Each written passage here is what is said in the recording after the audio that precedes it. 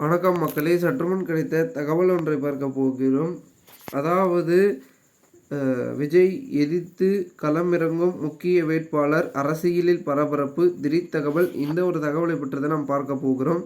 தகவலை பார்ப்பதற்கு முன்னதாக நீங்கள் நம்மளுடைய சேனலுக்கு புதிய பார்வையாளர்களாக இருந்தீர்கள் என்றால் மறக்காமல் நம்மளுடைய சேனலை சப்ஸ்கிரைப் செய்து வைத்துக் கொள்ளுங்கள் மக்களே. கூட இருக்க பெல்லைக்கான ஆளில் கொடுத்து வைங்க.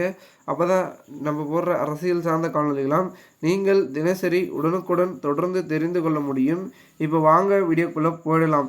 தற்பொழுது பெரும் விதத்தில் இருக்கக்கூடிய தமிழக வெற்றி கழகத்தின் தலைவர் விஜய் அவர்கள் எந்த தொகுதியில் தான் போட்டியிடப் போகிறார் என்ற அறிவிப்பும் சமீப காலமாக வெளியாகும் என்ற எதிர்பார்ப்பை அரசியல் வட்டாரத்திலும் தமிழகத்திலும் ஏற்பட்டது. அந்த வகையில் தற்பொழுது விஜய் அவர்கள் பார்த்திங்கன்னா பெரும்பான்மையாக பார்த்திங்கன்னா எங்கே நிற்க போகிறார், ஏன்னா தனித்து களம் காண போகிறார் அப்படின்ற ஒரு பேச்சுக்களோ இல்லை கூட்டணி களம் காண போகிறார் என்ற பேச்சுக்களும் இருந்தாலும் கூட விஜய்க்கான அந்த ஆதரவு எந்த இடத்தில் அதிகமாக இருக்க போகிறது, அவர் நிற்கக்கூடிய தொகுதியில் பெரும்பான்மை கிடைக்கிறதா இல்லாமல் போகிறதா, என்ன நடக்க போகுது அப்படின்றது தான் பார்க்கப்படுகிறது. இதே போல் பார்த்திங்கன்னா நாம் தமிழர் கட்சியின் ஒருங்கிணைப்பாளர் சீமான் அவர்களும் காரைக்குடியில் போட்டியிடுவதாக அவர் அறிவித்து விட்டார். இதனால் பார்த்திங்கன்னா தற்பொழுது விஜய் அவர்கள் இன்னும் பார்த்திங்கன்னா எங்கு அப்படின்றது அறிவிக்காமல் இருக்கிறார். ஆக மொத்தம் இன்னும் ஸ்டாலின், இபிஎஸ் அவர்களும் அவங்க எங்கெங்க அப்படின்றது ஏறக்குறைய தெரியும். அவங்க இதுக்கு முன்னாடி காலங்காலமாக எங்கே போட்டிட்டார்களோ அந்த இடமில்ல கொஞ்சம் மாறி வேறு இடத்துல போட்டுவிடுவாங்க. மற்றபடிக்கு விஜய் அவர்கள் புதுசாக வர்றார். ஸோ அவர் இந்த தொகுதி அப்படின்றது அறிவித்தா மட்டுமே பெரும்பான்மை என்பது கிடைக்கும். ஸோ அந்த வகையில் தற்பொழுது விஜய் அவர்கள் எந்த தொகுதியில் தான் போட்டியிடப் போகிறார் என்ற ஒரு தகவலும் கிடைக்கப்பெற்றிருக்கிறது.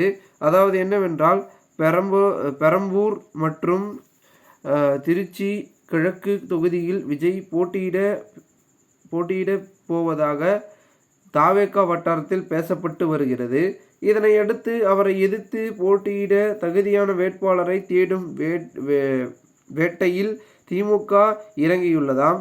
அதன்படி வட சென்னையில் பலமாக உள்ள சேகர்பாபு, பெரம்பூரில் கிறிஸ்துவத்துறான இனிகோ ருத்யராஜை திருச்சி கிழக்கில் வேட்பாளராக களமிறக்க திட்டமிட்டுள்ளதாக திமுக வட்டாரங்களில் தெரிவிக்கின்றன. இதனால் விஜய்க்கு மிக போட்டியான களம் என்பது இருக்கும் அப்படின்றது பார்த்திங்கன்னா பார்க்கப்படுகிறது.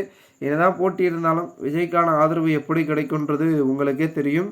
ஸோ அந்த பெரும்பான்மையை எப்படி தட்டி தூக்கப் போகிறார், எந்த கட்சி தூக்கப் போகிறது அப்படின்றத சற்றே பொறுத்து பார்ப்போம்.